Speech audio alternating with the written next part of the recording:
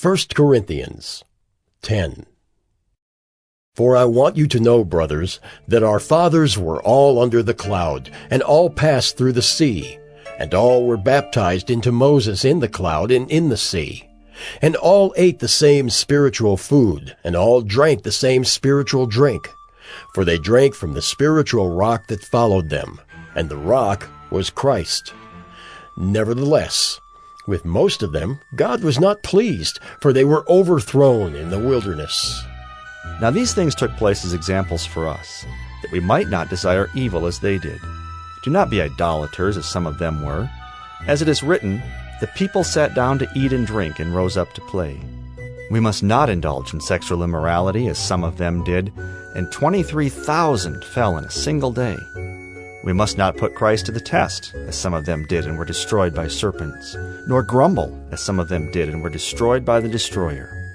Now these things happened to them as an example, but they were written down for our instruction, on whom the end of the ages has come. Therefore let anyone who thinks that he stands take heed lest he fall. No temptation has overtaken you that is not common to man. God is faithful, and he will not let you be tempted beyond your ability. But with the temptation he will also provide the way of escape, that you may be able to endure it. Therefore, my beloved, flee from idolatry. I speak as to sensible people. Judge for yourselves what I say. The cup of blessing that we bless, is it not a participation in the blood of Christ? The bread that we break, is it not a participation in the body of Christ? Because there is one bread, we who are many are one body, for we all partake of the one bread. Consider the people of Israel. Are not those who eat the sacrifices participants in the altar? What do I imply then? That food offered to idols is anything, or that an idol is anything? No, I imply that what pagans sacrifice they offer to demons and not to God.